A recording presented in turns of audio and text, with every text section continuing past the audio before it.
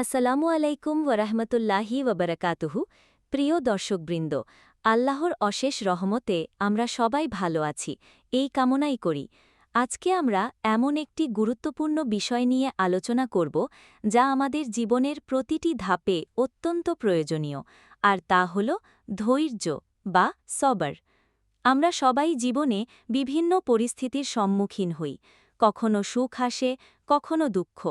কিন্তু এই উভয় পরিস্থিতিতেই একজন মুসলিম হিসেবে আমাদের ধৈর্য ধারণ করা উচিত।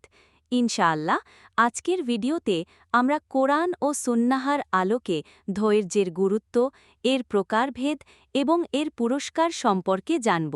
ধৈর্য কি? সহজ ভাষায় ধৈর্য হল প্রতিকূল পরিস্থিতিতে শান্ত থাকা, আল্লাহর সিদ্ধান্তের ওপর ভরসা রাখা এবং অভিযোগ না করা।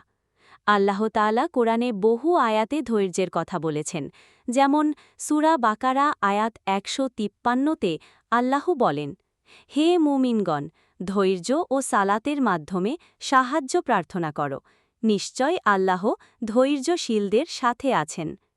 এই আয়াতের তাৎপর্য ব্যাখ্যা।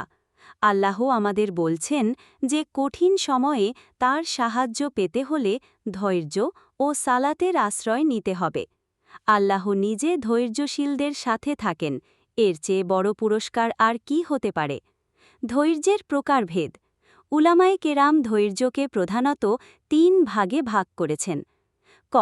আল্লাহর আনুগত্যের ওপর ধৈর্য, অর্থাৎ ইবাদত বন্দেগী যেমন সালাত, সাওম, হজ, জাকাত ইত্যাদি পালনে দৃঢ় থাকা। অনেক সময় আমাদের অলসতা আসে বা কষ্ট হয়, কিন্তু আল্লাহর সন্তুষ্টির জন্য এর ওপর অবিচল থাকা। পাপ কাজ থেকে বিরত থাকার ওপর ধৈর্য, নফস বা শয়তানের প্ররোচনা সত্ত্বেও নিজেকে গুনাহ থেকে বাঁচিয়ে রাখা। এর জন্য অনেক সংযমের প্রয়োজন। গ. বিপদ আপদে ধৈর্য, রোগ, শোক, আর্থিক ক্ষতি বা অন্য কোনো পার্থিব ক্ষতির সম্মুখীন হলে আল্লাহর উপর ভরসা রাখা এবং বিচলিত না হওয়া। ইউসুফ আলাইহিসসালাম, আইয়ুব আলাইহিসসালামের ঘটনা সংক্ষেপে উল্লেখ। ধৈর্যের পুরস্কার। যারা ধৈর্য ধারণ করে, আল্লাহ তাদের জন্য অগণিত পুরস্কার রেখেছেন। আল্লাহর ভালোবাসা। আল্লাহ ধৈর্যশীলদের ভালোবাসেন। সূরা আলে ইমরান ১৪৬। জান্নাতের সুসংবাদ। জান্নাতে তাদের জন্য উচ্চ মর্যাদা ও পুরস্কার থাকবে। সূরা রাদ ২৪। গুনাহ মাফ।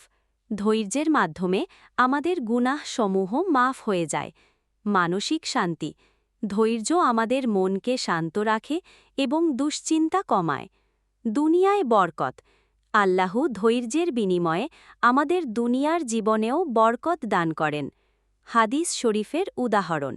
রাসূলুল্লাহ সাল্লাল্লাহু আলাইহি ওয়াসাল্লাম বলেছেন, কোনো মুসলিমকে কোনো কষ্ট, রোগ, দুশ্চিন্তা, দুঃখ, আঘাত, উদ্বেগ অথবা কাটা বিঁধেলেও আল্লাহ তার বিনিময়ে তার গুনাহসমূহ মাফ করে দেন। বুখারী ও মুসলিম। কিভাবে ধৈর্য অনুশীলন করবেন? ধৈর্য অর্জন করা সহজ নয়, তবে কিছু অভ্যাসের মাধ্যমে তা অনুশীলন করা যায়। আল্লাহর স্মরণ, বেশি বেশি আল্লাহর জিকির করা। কোরআন তেলাওয়াত। কোরআন তেলাওয়াত ও তার অর্থ বোঝা। দোয়া। আল্লাহর কাছে ধৈর্য ও সাবরের জন্য দোয়া করা। সিরাত পাঠ।